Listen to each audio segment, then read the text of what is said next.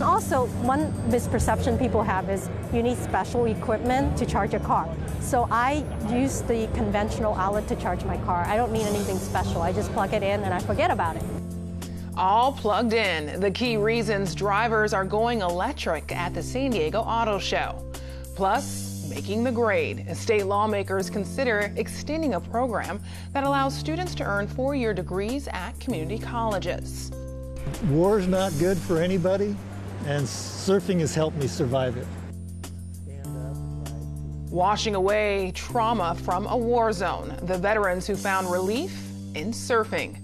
KPBS Evening Edition starts right now.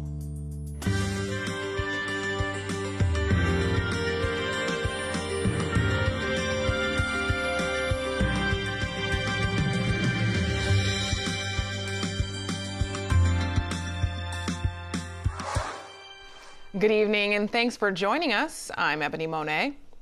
The San Diego International Auto Show launched today at the Convention Center with a focus on electric vehicles. The show's organizers say San Diego consumers are increasingly leaning towards electric cars as they become more affordable and efficient. KPBS reporter Jean Guerrero has the story.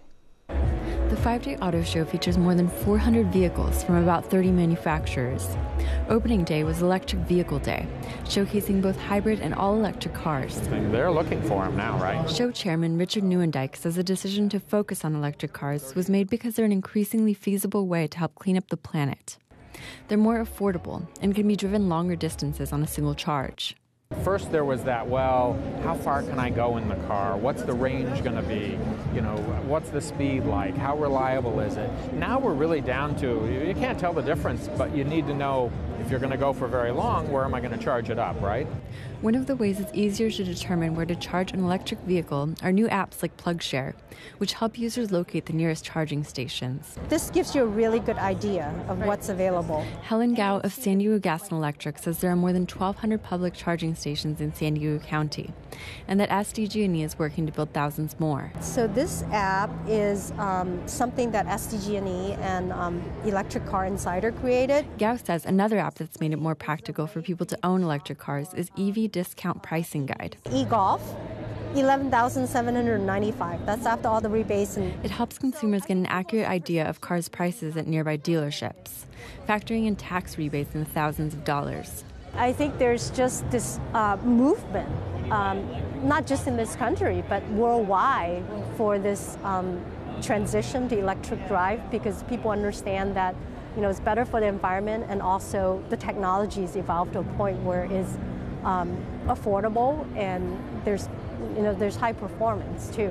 One of the cars on display at the show was the Chevrolet Bolt. Business Insider called the Bolt one of the best cars of the year because it has a range of nearly 240 miles on a single battery charge. Most other electric vehicles can only go a few dozen miles on a single charge. More than 26,000 electric vehicles are being driven on San Diego roads today, according to SDG&E. That's up 17% from last year. Jean Guerrero, KPBS News. The new year brings stricter laws for drivers of ride-hailing services like Uber and Lyft. Starting July 1st, if you operate a vehicle for hire, it will be illegal to have a blood alcohol concentration of 0.04% or higher while on the clock. Penalties for violating this law include suspending licenses. DMV officials say the idea is to hold these drivers to a higher standard. We are going to hold these drivers to a much higher safety standard because they're carrying very precious cargo, which are human lives, and it also enhances our ultimate goal, which is improving traffic safety. Taxi drivers are already held to the same 0.04% limit. In 2014, the state agreed to conduct an experiment to allow a small number of community colleges to offer four-year bachelor's degrees. KPBS education reporter Megan Burke says lawmakers are poised to revisit this experiment in the new year. Two of these bachelor's degree programs are in San Diego County, Health Information Management at Mesa College and Biomanufacturing at Mira Costa College. Both are offshoots of existing associate degree programs that often give students a foot in the door to local industry. By adding 2 years of study, the hope is they'll also gain career mobility. Constance Carroll is chancellor of the region's community college district and chairs a group promoting the pilot. If California is serious about jobs, and if California is serious about wanting to provide a pathway to the middle class, then California is poised at some point to see an expansion in this very wonderful program. The Legislative Analyst's Office recommended the legislature extend the pilot to collect more data. It's currently set to expire in 2023. Lawmakers are expected to take up the issue next year. Megan Burks, KPBS News. A state appeals court has affirmed punishing sanctions in a case involving local environmental attorney Cory Briggs. iNews Source reporter Brad Racino has more. The 4th District Court of Appeals decision ends a lawsuit Briggs filed against a Walmart in Riverside County, establishes legal precedent, and provides ammunition for Briggs' adversaries in future court cases. It arose after Creed 21, the nonprofit Briggs was representing in court, willfully failed to obey 2 court orders to produce one of its members. Briggs is well known throughout Southern California for filing hundreds of environmental or open government lawsuits against local cities, agencies, and developers. Although he has a reputation as a champion of the little guy and a transparency advocate, some of Briggs' most litigious clients are nonprofits created and controlled almost entirely by his firm, the Briggs Law Corp. This means when the Briggs Law Corp loses a case or is required to pay attorney's fees, it can argue that its client, the nonprofit, has no funds. Those who've litigated against Briggs have long urged courts to no avail to find Briggs, not the nonprofits, accountable. The 4th District's opinion comes close. Although the justices did not rule on that specific issue, their decision can be cited in other cases to urge judges to scrutinize the nonprofits Briggs represents. For KPBS, I'm iNews Source reporter Brad Racino. For more on iNews Source's coverage of Cory Briggs, go to inewssource.org/Briggs. iNews Source is an independently funded nonprofit partner of KPBS. A fire season that brought the largest wildfire in state history is now the most expensive. Statewide, the California Department of Forestry has spent $699 million on firefighting efforts.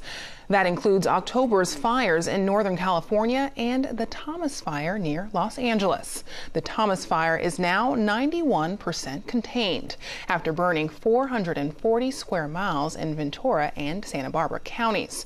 CAL FIRE says the cost of the recent fires will impact how the state budgets for wildfires in the years ahead. Wildfires, rain patterns, and rising sea levels will factor into how future transportation money is spent in California as well. Caltrans just put out its first of 12 reports on the impacts of climate change on the state's highways. The initial focus is on the Bay Area, where many roads are at sea level. The region saw nearly $400 million in weather-related damages during the last storm season. We have data in our hands showing what to expect, and it's meant to start the discussion of how are we going to start planning better and how are we going to make these investments better with all this data now in mind. Caltrans will issue reports over the next couple of years for all 12 of its regions, including the San Diego area.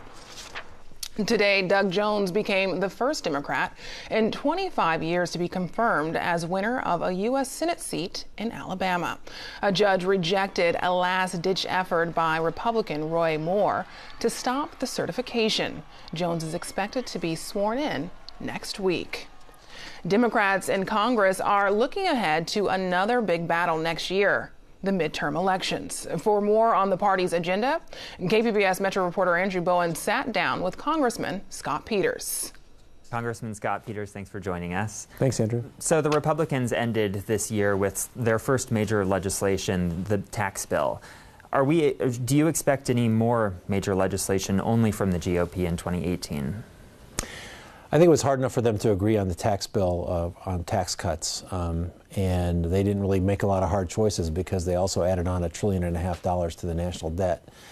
I don't expect that Republicans only can get infrastructure across the line. That's the next thing that the president's talking about. I think he's going to need Democrats. I think the tax bill made the issue of how to pay for infrastructure a little bit tougher, but I'll get on the plane, willing to work with anybody to make it happen. I'm just skeptical that they want to work with us. When Republicans were in the minority, they talked a big game about repealing the Affordable Care Act. Now that Democrats are criticizing the Republicans for this tax bill and they're in the minority, do you hear any conversations among Democrats about whether or not there should be a Democratic alternative to this tax plan, a repeal and replace of the tax plan? I'm one of the Democrats, and I can't speak for everyone, who thinks that tax reform was necessary. In this respect, one is we had a 35% corporate tax rate, which made us uncompetitive with a lot of countries. That needed to be reduced. President Obama said 28%. I think 25% would have been great. They went to 21%. The other thing is we have a lot of profits trapped offshore that can't be invested as long as they're trapped in the United States. And I think we should have worked to bring those back. I would have liked to see that money employed into infrastructure. I think now it's going to be turned into dividends and distributions to shareholders who probably didn't need a tax break as it was. Protections for dreamers, obviously a big issue here in San Diego County. Do you see a bipartisan fix for that next year? I do. I think Democrats have run out of patience with this issue. It was one thing to vote for a 2-week extension to the middle of December, but a lot of us did not support the extension to January 19th. It's bad budgeting anyway, but we would like to see an answer for the dreamers. It's not fair what we're doing to them. I do know that there's a number of Republican co-sponsors on the DREAM Act. If we don't get a vote on the floor, I do think that some of them will take some actions that are maybe breaking away from their leadership, and we'll get a vote on that in January. You opposed the FCC's ruling or decision on net neutrality, and you've called on Congress to come up with its own fix or legislation to regulate net neutrality. What should that legislation look like? We all agree what net neutrality is. We want to make sure that the internet is available to everyone on an equal footing, so no throttling, no blocking. And we ought to be able to fashion rules around that. We also want to make sure that there's no tax on access to the internet.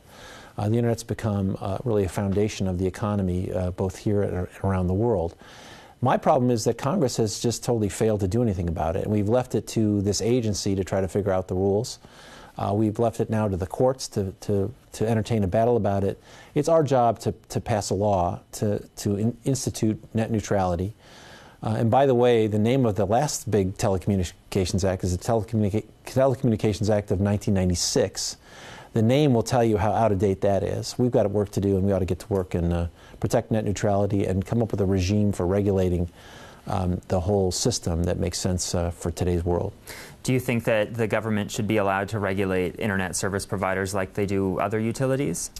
I mean, you're asking sort of a Title II question, and my problem has always been trying to put the internet into the same box as the telephone company and the railroads. I think we can create a new title that doesn't come across some of the stumbling blocks. Like I said, let's lay out what net neutrality is. I think we all understand what that is. Let's not get in the way of innovation, and I think we can do that in a new title. But I certainly think that the government has to have a hand in regulating it. You voted with Republicans last year on a bill that would have forbidden the FCC from regulating the prices that we pay for internet connections. Do you stand by that vote? I don't agree with regulating the price. I don't. Government regulation of the pricing of internet, I don't think is a good idea right now. Can you imagine, with how quickly this is changing, every time you want to make a change in your service, offer up this package for $100, this package for $80, having to go to the FCC and asking permission? It doesn't make sense in this context. That's why, Andrew, I think it's really important for us to come up with a new title that lets us achieve the goal of net neutrality without getting in the way of innovation. I'm fearful that the Title II kind of approach is a little bit plodding.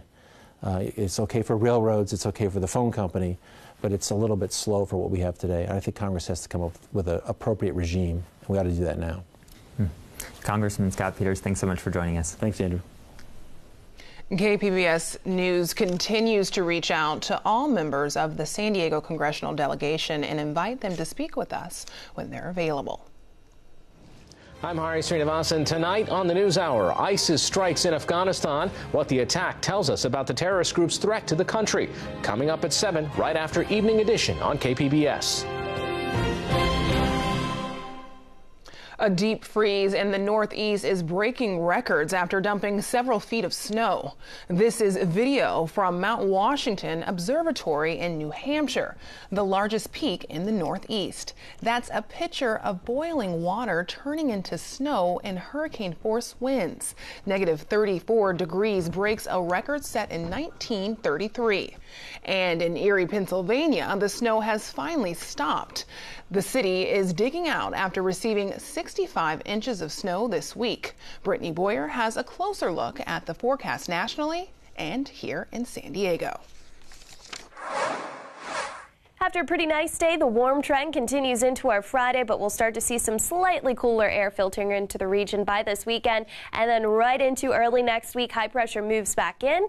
You get that offshore flow, and temperatures will be warming up early next week. Looking at the satellite and radar, somebody needs to start doing the rain dance here. It has been so dry in San Diego since October. We've only had about 1/10 of an inch of precipitation as the storm track continues to stay well off to our north. I don't have any rain in the forecast over the next several days. For tonight, clear skies, a low of 49 degrees here in San Diego, up toward Oceanside 39, 41 in Ramona, nice and clear there, Alpine 46, Mount Laguna temperatures tonight will be hovering right around 40 degrees, and we are still rain-free as we head into our Friday. But you know what? We're heading into a big holiday weekend. A lot of people are going to be hitting the road, getting ready for New Year's, so it's nice to have quiet weather right now, but we sure could use the rainfall, staying nice and dry and also mild for our Friday. So plenty of sunshine for you for tomorrow. Long Beach 79 degrees, nice and sunny here in San Diego. Back toward Ramona, a high of 84, and we're looking at a high of 81 in Borrego Springs for tomorrow. A sneak peek at the forecast for New Year's Eve. The colder air toward the East Coast, a mix to the south, and we're still mild here on the West Coast. So we'll take you through your 5-day outlook. Looking ahead at the next couple of days, a slight cool down here for the coast as we head into early next week, but by and large, we are staying nice and dry. Inland we go, low 80s on your Friday, sunny and delightful, that's for sure. Upper 70s on Saturday, followed by mid 70s by the time we get into Sunday. But as I mentioned, early next week, those temperatures will once again rebound. If you're escaping and heading out to the mountains this weekend, what you can expect, mid to upper 60s on Friday, and then those temperatures will start to cool off early next week. Intervals of sun and clouds with highs in the upper 50s by New Year's Day. And for the desert, last but not least here, mid 70s heading into the end of the weekend and also into early next week. Even Tuesday is looking nice and quiet. We'll send it back to you, Ebony. This week marks 50 years since one of the games that put the NFL on the map, the Packers and the Cowboys in the NFL championship game. It's remembered less for who won and more for the bitter cold. AP reporter Carrie Antelfinger talked to those who played in the Ice Bowl. I had bare arms. He had gloves on. Green Bay Packers wide receiver Boyd Dowler remembers vividly the 1967 championship game between the Packers and the Dallas Cowboys. It was an awful day. I mean, it's really too cold to play football when it's 16 below zero and the wind's blowing 20 miles an hour. The bitter air that day in Green Bay felt like minus 48. The game was later immortalized as the Ice Bowl, and it's featured prominently at the Packers Hall of Fame. We didn't know what it would become.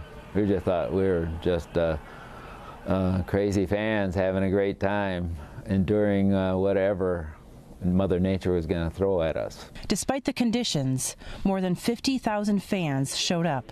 I jumped up and down and didn't feel anything from my knees down. So, I mean, I really felt like I was jumping on my knees at the time. The field itself was a sheet of ice and the ball was rock hard. Even so, Dowler managed to catch 4 passes, including 2 touchdowns. I think my teammates would all say the same thing, that that game is at the top of our list, not only for the most important, but the biggest win. That New Year's Eve win, 21-17 over the Cowboys, became the third of 3 consecutive NFL championships, not duplicated ever.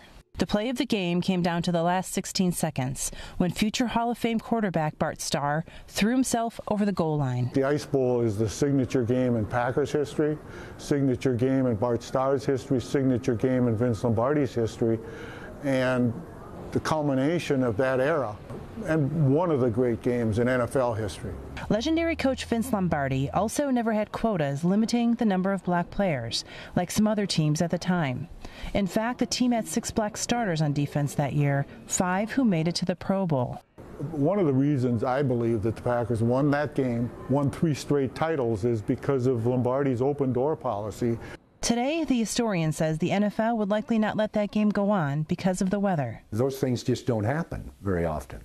You don't have those conditions coupled with the importance of the game. A game 50 years later that still warms the hearts of Packer fans and players.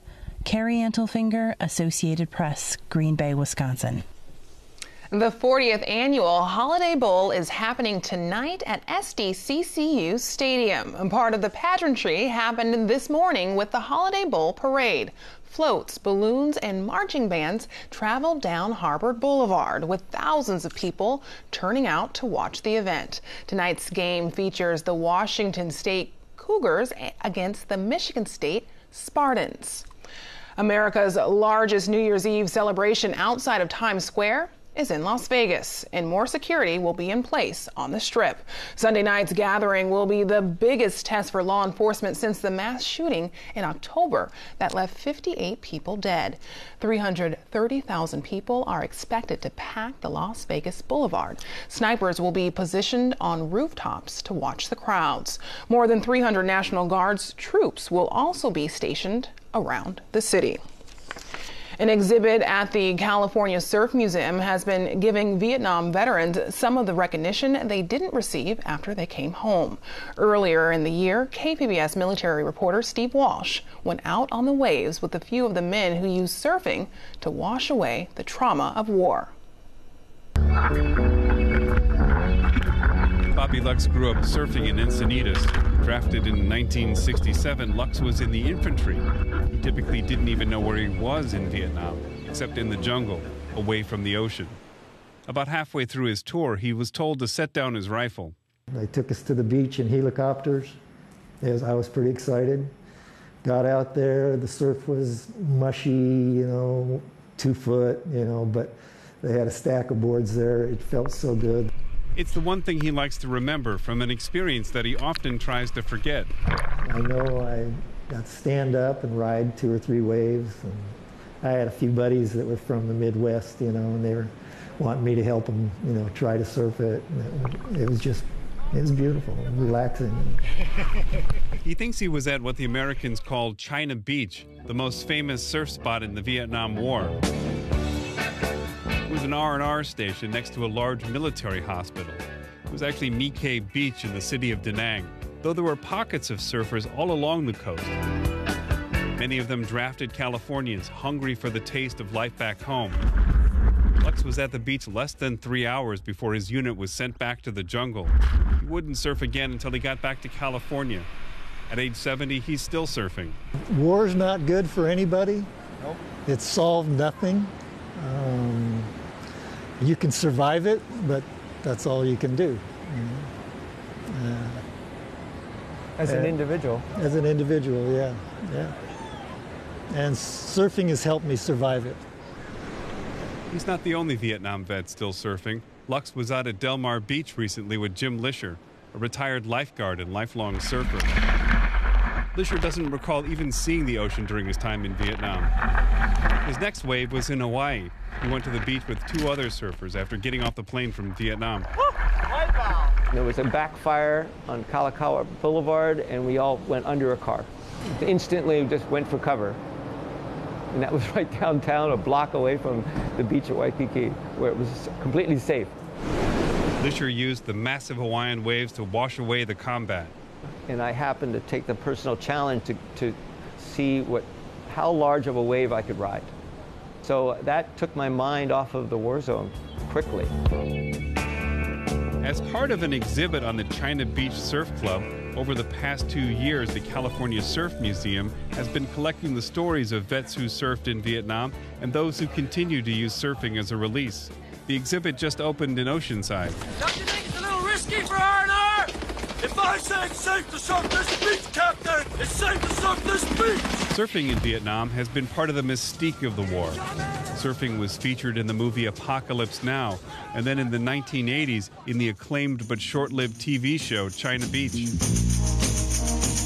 I've only learned about that through the California Surf Museum, that there was a China Beach at all, and that's partially because I avoided going to any Vietnam movies for decades and decades. The exhibit has been a chance for vets to open up about the wider experience of the war that many of them barely spoke about after they came home, even among one another. The day he was surfing with Lux at Del Mar, Lesher ran into one of his former co-workers, Eric Sandy. Eric. He found out Sandy had been at China Beach during one of his 2 tours in the Navy. The two of them met back in California in 1972. They worked together for 40 years, but they didn't talk very much about their experience in Vietnam. Nobody wanted to know about my experience. When we came back, we weren't very well accepted. It wasn't like we were welcomed back as heroes. The California Surf Museum built a replica of the Surf Shack at China Beach. They have a surfboard fashioned from the parts used to repair swift boats. Among the more than 58,000 troops killed in Vietnam, 1,200 of them died from drowning or suffocation. The exhibit recreates the equipment used by volunteers who became lifeguards for their fellow troops. The exhibit is expected to run through the end of the year. Steve Walsh, KPBS News. You can find tonight's stories on our website, kpbs.org/evening edition. Thanks for joining us. Have a great night.